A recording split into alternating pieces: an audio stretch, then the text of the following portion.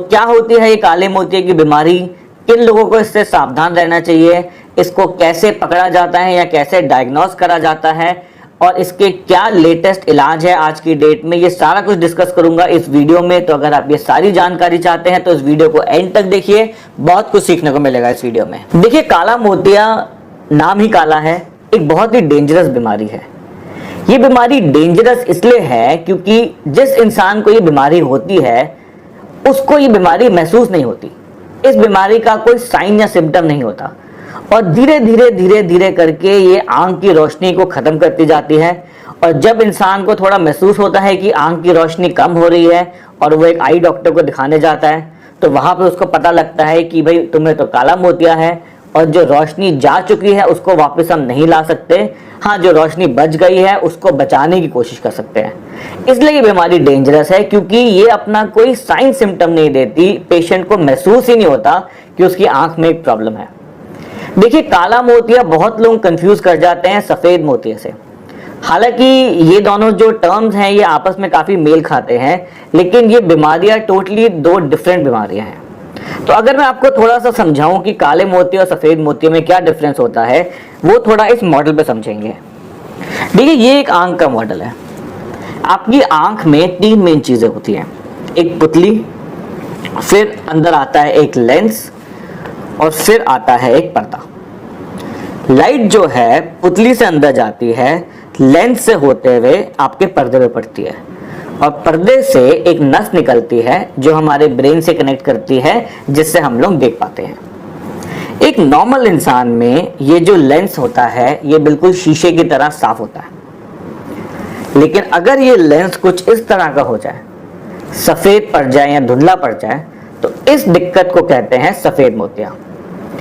इस दिक्कत से भी रोशनी कम होती है क्योंकि अगर ये धुंधला लेंस आंख में आ जाता है तो लाइट जो अंदर आ रही है वो कुछ हद तक इस धुंधले लेंस की वजह से रुक जाती है और पूरी पर्दे पे नहीं पहुंच पाती, इसलिए इंसान को धुंधला दिखता है। काला मोतिया एक टोटली डिफरेंट बीमारी है। काले मोतिया में क्या होता है कि देखिए, आपकी आंख में कंटिन्यूअस पानी बन रहा है और पानी निकल रहा है। इस कंटिन्यूअस पानी बनने और निकलने की वजह से आंख के अंदर एक प्रेशर बना रहता है, जिसकी वजह से आंख ठोस रहती है या खुली हुई रहती है। ये प्रेशर यूजुअली एक नॉर्मल इंसान में 15 से 21 मिलीमीटर ऑफ मर्करी का होता है। अगर किसी वजह से ये पानी ज्यादा बनना शुरू हो जाए या कम निकलना शुरू हो जाए, तो आंख के अंदर का प्रेशर जो है वो बढ़ जाएगा, और इस प्रेशर का सारा दबाव आपकी आंख की नस पे आना शुरू हो जाता है, और ये नस धीरे धीरे डैमेज होनी शुरू हो जाती है, और आपको पता भी नहीं चलता कि आपकी नस डैमेज हो रही है। इस नस के डैमेज की वजह से जो नज़र का लॉस होता है उसको हम कहते हैं ग्लूकोमा। इसीलिए बीमारी डेंजरस है कि कोई सिम्टम नहीं, इंसान को पता नहीं लगता, प्रेशर से नस दब जाती है, नस सूख जाती है, जो रोशनी चली गई वो हमेशा के लिए चली जाती है, उसको वापस लाने का कोई तरीका नहीं है। जो रोशनी थोड़ी बहुत बच जाती है उनको कुछ तरीकों से बचाया जा सकता है। इसलिए काला मोतिया जो है बहुत ही डेंजरस बीमारी है और इसके बारे में जानना बहुत जरूरी है। अब देखिए, ये काला मोतिया जो है ये बच्चों में भी हो सकता है और एडल्ट या बड़ों में भी हो सकता है। बच्चों में इसको पकड़ना काफी आसान होता है क्योंकि बच्चों में कुछ स्पेसिफिक सिम्टम्स आते हैं जिसको देख के ग्लूकोमा डायग्नोस करा जा सकता है। ये सिम्टम्स यूजुअली होते हैं कि आंख का साइज बड़ा हो जाना, या फिर आंख से कंटिन्यूसली पानी निकलना, या फिर अगर बच्चा तेज रोशनी से घबराए या फिर अपने आप को अंधेरे कमरे में ज्यादा सुकून पाए, या फिर आंख की पुतली में कुछ सफेद सफेद दाग आना, सफेद स्पॉट्स आना। तो अगर इस तरह की प्रॉब्लम अपने बच्चे में देखते हैं तो आप एक आई डॉक्टर से मिलिए, हो सकता है उनको काले मोतिया की प्रॉब्लम हो रही हो। अच्छा, अब देखिए, जो ग्लूकोमा एडल्ट्स में है वो यूजुअली 40-45 साल की उम्र में प्रेजेंट करता है, और ये जो लेडीज है उनमें थोड़ा सा जल्दी हो जाता है, मेल्स में थोड़ा सा लेट प्रेजेंट करता है। और एडल्ट्स में भी ये दो तरह का हो सकता है। एक है जिसको हम कहते हैं ओपन एंगल, जिसमें पानी का रास्ता बना रहता है, और एक है जिसको हम कहते हैं क्लोज्ड एंगल, जिसमें पानी निकलने का रास्ता जो है वो थोड़ा सा नैरो हो जाता है, वो छोटा हो जाता है। तो आप ये देखेंगे जिनको ओपन एंगल होता है वो डेंजरस होता है, क्योंकि उसमें इंसान को कुछ महसूस नहीं होता आंख में ग्लूकोमा है, और यही पेशेंट्स होते हैं जो बाद में जिनको ब्लाइंडनेस की प्रॉब्लम आती है। जो क्लोज एंगल वाले हैं उनकी रोशनी हम फिर भी बचा सकते हैं, क्योंकि क्लोज एंगल वाले ग्लूकोमा में एक एक्यूट अटैक होता है जिसमें इंसान की आंख में एकदम से पेन होता है, आंख एकदम लाल हो जाती है, पुतली सफ़ेद पड़ जाती है, उसको उल्टी आ सकती है, आंख पत्थर की तरह हार्ड हो जाती है, उसको रंग बिरंगे छल्ले हैं, काले काले छल्ले दिखते हैं। तो अगर इस तरह की प्रॉब्लम आती है तो उसको हम एक्यूट अटैक कहते हैं। और क्योंकि एक्यूट अटैक इजीली डायग्नोज हो जाता है, जब डॉक्टर देखता है तो उसको एकदम समझ आ जाता है कि इसको एक्यूट अटैक है, तो उसको वहीं पे वो उसको प्रिवेंट कर सकता है, प्रेशर को कम कर सकता है, और फिर जो पानी जाने का रास्ता है वहां पे एक छोटा सा छेद बना के इसको आगे प्रिवेंट कर सकता है। तो क्लोज एंगल वाले हैं उनकी रोशनी बचाना आसान होता है, टाइमली बचा सकते हैं। बच्चों की रोशनी बचाना आसान होता है, टाइमली बचा सकते हैं। लेकिन जो ओपन एंगल है, जो टाइमली क्रॉनिक हो जाते हैं, उनमें सबसे ज्यादा दिक्कत आती है। वही लोग हैं जो बाद में ब्लाइंड हो जाते हैं।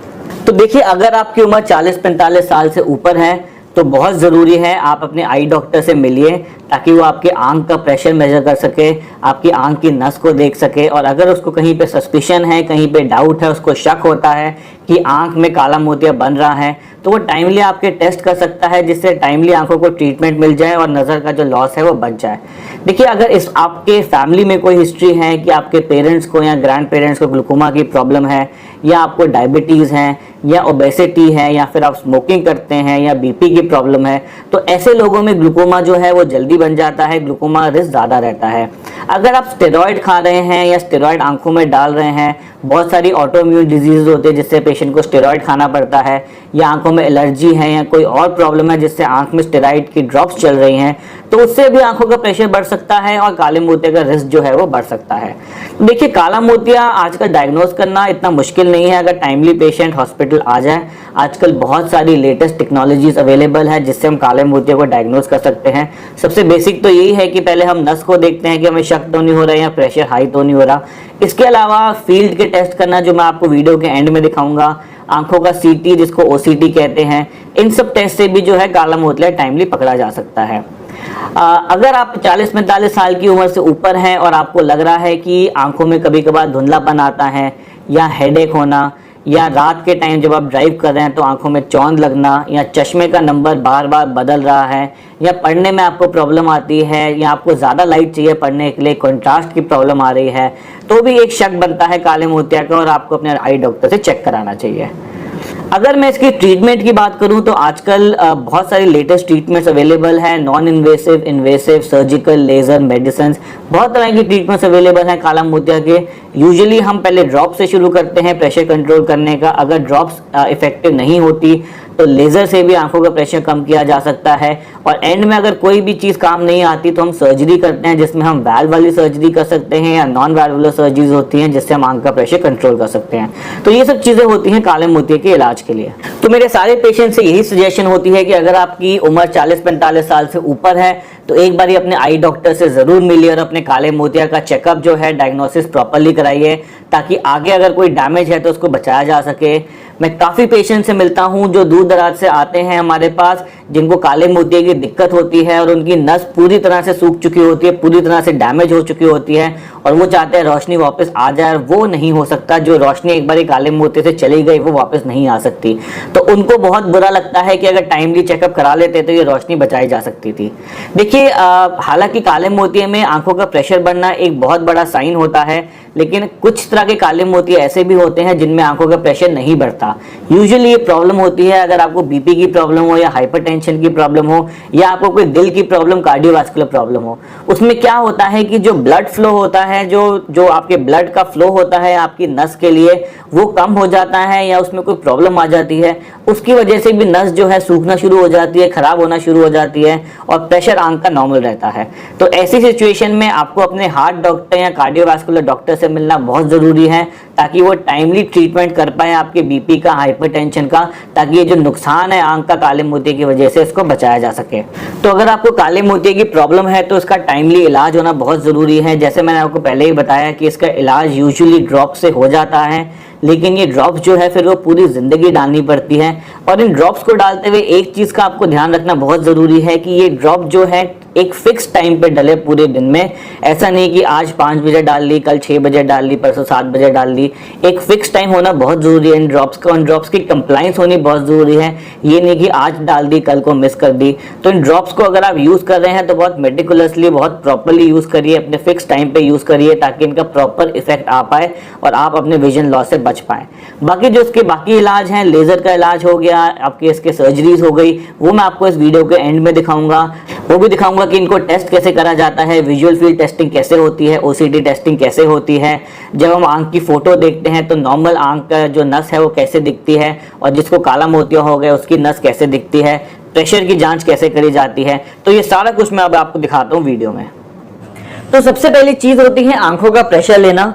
आंखों का प्रेशर हम दो तरीके से लेते हैं। एक चीज होती है जिसको हम कहते हैं एनसीटी, और दूसरा होता है जिसको हम कहते हैं एप्लेनेशन टोनोमेट्री। तो सबसे पहले आपको दिखाता हूं कि एनसीटी कैसे किया जाता है।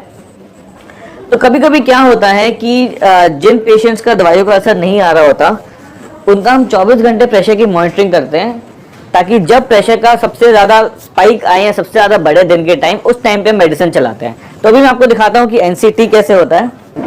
तो ये जो मशीन है, इस मशीन को हम कहते हैं एनसीटी या नॉन कॉन्टैक्ट टोनोमेट्री। इस मशीन में आंखों का प्रेशर जो है वो मेजर कर सकते हैं। इसमें एक हवा का पफ निकलता है जो आपकी आंखों का प्रेशर जो है वो मेजर करता है। फिर उसकी आंख में फोकस करके एक हवा के पफ को शूट करते हैं।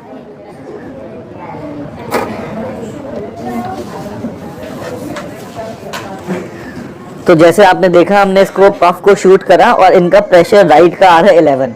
तो जैसे मैंने आपको पहले ही बताया था, एक नॉर्मल प्रेशर जो है वो करीब 10 से 21 के बीच में होता है। तो राइट का करीब 11 आ रहा है और लेफ्ट का करीब 13 आ रहा है। तो इनका प्रेशर जो है वो नॉर्मल है। नेक्स्ट तरीका जो होता है प्रेशर मेजर करने का, उसको कहते हैं हम एप्लेनेशन टोनोमेट्री। तो अभी मैं आपको दिखाता हूँ वो कैसे होता है। एप्लेनेशन टोनोमेट्री से पहले एक आई ड्रॉप डालकर आपकी आंख को सुन्न किया जाता है। इसके बाद फ्लोरोसिन स्ट्रिप से दोनों आँखों को हम स्टेन करते हैं, और इसके बाद एप्लेनेशन से प्रेशर मेज़र करते हैं। ये एप्लेनेशन टोनोमीटर हल्का सा आँख के कॉर्निया के ऊपर टच करता है। ये सबसे ज़्यादा एक्यूरेट तरीका है आँख का प्रेशर मेज़र करने का। अगला टेस्ट है फंडस फोटोग्राफी। इस टेस्ट का बेसिक पर्पस होता है कि आपकी जो पीछे की ऑप्टिक नर्व है, जो आँख से ब्रेन तक सिग्नल लेके जाती है, उसकी बेसिक एनाटमी हम एक फ़ोटोग्राफ के फॉर्म में रिकॉर्ड करके रखें, जिससे फ्यूचर में वो एक एज अ रेफरेंस हमारे लिए एक्ट करे कि आपकी बीमारी इलाज के दौरान या कैसे आगे प्रोग्रेस कर रही है या स्टेबल है। इसके लिए हम आपकी पुतली या प्यूपिल को डायलेट करते हैं और उसके बाद नस की फ़ोटो लेते हैं।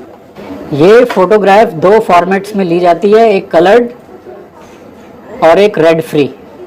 ये रेड फ्री फ़ोटोग्राफ है।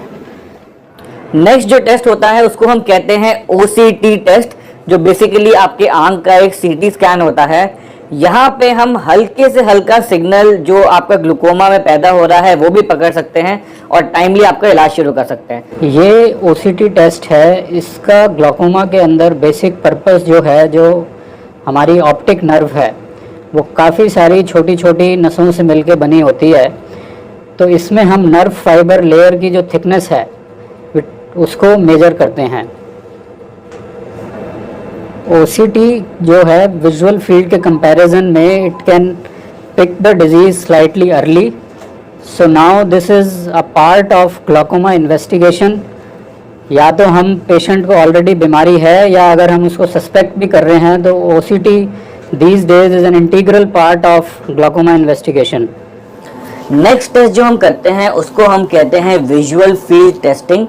विजुअल फील्ड टेस्टिंग में बेसिकली अगर जो ग्लूकोमा का एक सबसे बड़ा साइन होता है कि आंख की जो फील्ड है वो कम होती जाती है, उसमें डिफेक्ट आते रहते हैं, तो वो चीज़ हम इस मशीन पे टेस्ट कर सकते हैं। और अगर कोई भी विजुअल फील्ड का डिफेक्ट आ रहा होता है तो वहाँ पे ग्लूकोमा डायग्नोस हो सकता है और टाइमली ट्रीटमेंट शुरू कर सकते हैं।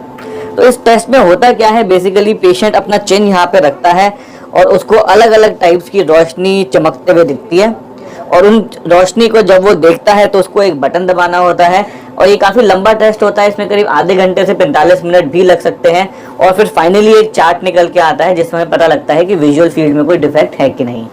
नेक्स्ट टेस्ट जो होता है उसको हम कहते हैं गोनियोस्कोपी।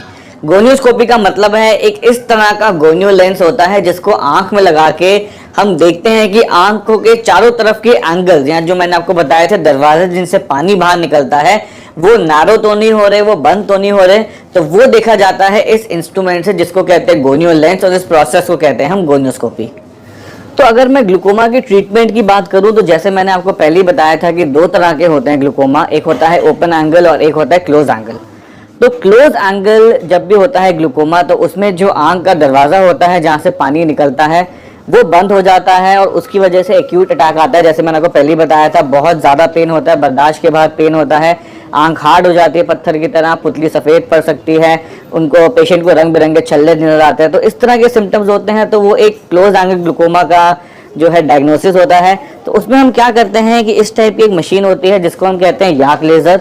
इस लेज़र से आंख की जो काली पुतली होती है वहाँ पे हम एक छेद बना देते हैं जिससे पानी निकलने का एक नया रास्ता हो जाता है और जो दरवाज़ा बंद हो रहा था वो बंद नहीं हो पाता।